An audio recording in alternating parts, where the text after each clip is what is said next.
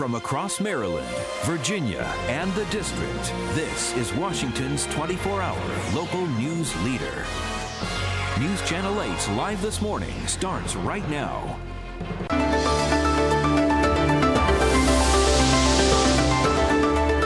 Back at 10:53 on this Friday morning, March is Colorectal Cancer Awareness Month.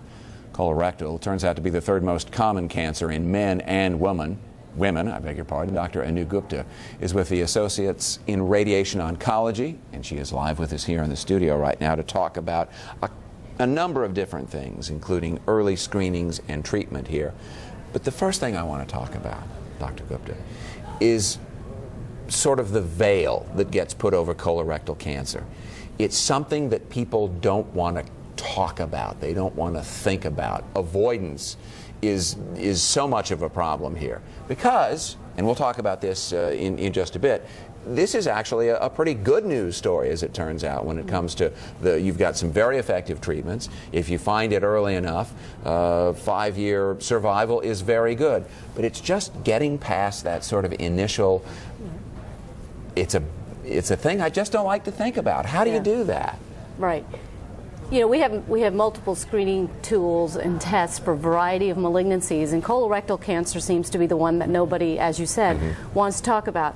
So in terms of screening, we know that colorectal cancers, first of all, colorectal cancers of the colon and the rectum, obviously.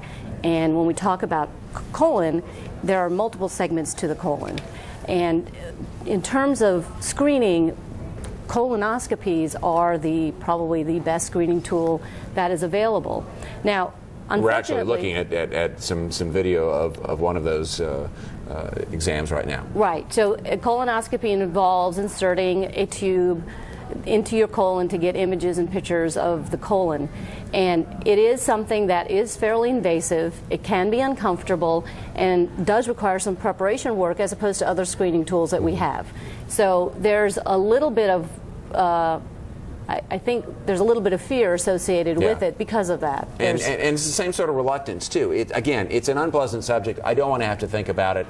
And if I actually have to do something in preparation for this test, I'm not sure I want to do that. Right. But here's what you have to think about, it seems to me. You do that, which is a relatively insignificant thing, and you know whether or not you have a cancer that can kill you. Correct. And colorectal cancer is one of the few malignancies that early stage disease generally does not produce symptoms. Whereas where you finally get to the point of having rectal bleeding or having change in stools, things may have progressed. So then you may. Important. Yeah. The advantage to colon cancer screening, frankly, is that unlike the other malignancies, screening doesn't have to be done annually. Depending on what kind of risk factors you have, it's once every 5 years. So it's not your mammogram that you got to go in for every year, or your PSA, or any of those things. And here's the carrot at the end of this stick, if you will. The fact is that you've got some very good treatments, you've got some very good procedures that can be done, that people who have had colon or rectal cancer can be treated and can live long and happy lives afterwards. Early stage disease carries a very high cure rate and survival rate and is generally treated, for colon at least, with surgery alone. For rectal cancers, treatments can get a little more involved with such as what I do, radiation treatments, chemotherapy, but still early stage disease tends to carry a very long survival rate to it. The take-home message here is there are good tests available. We need to take advantage of them, and lives will be saved as a result. Dr. Gupta, thank you so much for joining us again. Well, thank you. Good to see you.